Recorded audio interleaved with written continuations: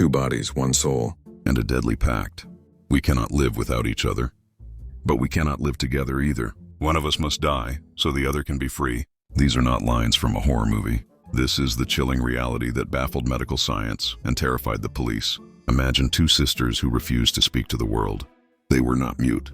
They could speak, but they made a vow of silence to the entire universe. They only spoke to each other in a secret, rapid-fire language that no one else could understand. This is not just a story of silence. This is a story of obsession, a dark bond, and a blood sacrifice. Welcome to the Dossier. Today, we are opening the file of June and Jennifer Gibbons, the silent twins, a file that ends with a terrifying conclusion. The price of freedom was death. The story begins in 1963. June and Jennifer were born in Barbados, but soon moved to Wales in the United Kingdom. But their new life became a nightmare. They were the only black children in their community. At school, they were bullied, pushed, and mocked. This trauma forced them to retreat from the world. Slowly, they stopped speaking, first to their teachers, then to their neighbors, and finally, even to their own parents. They locked themselves in their bedroom and created a world of their own. But their silence wasn't the strangest part. It was their movement. They became human mirrors. If one raised a hand, the other did it at the exact same second. If one laughed, the other laughed. They moved in perfect synchronization, like robots. Psychologists call this cryptophasia, a secret language developed by twins. But for June and Jennifer, it was a curse. When they turned 14, doctors tried a desperate experiment. They separated them, sending them to different boarding schools. The result was catastrophic. Both sisters went catatonic. They froze like statues. They wouldn't move. They wouldn't eat. They were slowly dying of heartbreak. The doctors had no choice. They reunited them. But once back together, their bond turned toxic. As they entered their teenage years, they wanted to be famous writers. They wrote novels filled with extreme violence and dark crimes. But when the world rejected their books, they decided, if we can't be famous, we will be infamous. In 1981, the Silent Girls turned to crime, theft, vandalism, and finally, arson. They burned down buildings and stood watching the flames as if to say, we are here. Look at us. They were finally caught. But inside the courtroom, the judge was disturbed. 2 girls standing in the dock, blinking in unison, completely silent. They were declared psychopaths and sent to Broadmoor Hospital. Broadmoor is not a prison. It is a high-security, psychiatric hospital for the most dangerous monsters in Britain. For 2 18-year-old girls, it was hell on earth. They spent 11 years there. 11 years on heavy antipsychotic medication that destroyed their creativity. During this time, their love turned into hatred.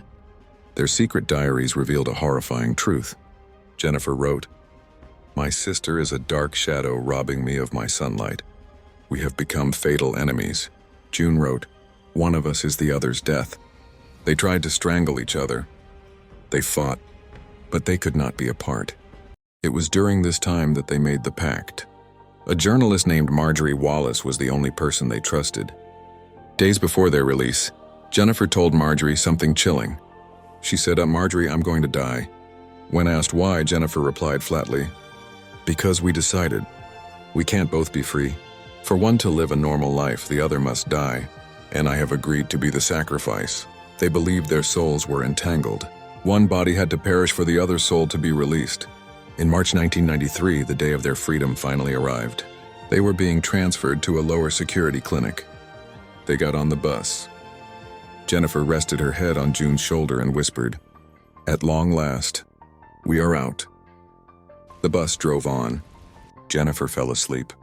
But when they arrived, she never woke up. Jennifer Gibbons was pronounced dead at the age of 29. The autopsy shocked everyone. There were no drugs in her system. No poison, no signs of violence. Her heart had simply stopped. It was acute myocarditis, a sudden inflammation of the heart. Doctors could not explain it. It was as if she had simply willed her own heart to stop beating, fulfilling the prophecy she made days ago. But what happened to June was even more shocking. Everyone thought June would collapse without her other half. Instead, days after the funeral, June said, "I am finally free. Jennifer gave her life for me." And she was right. June broke her silence.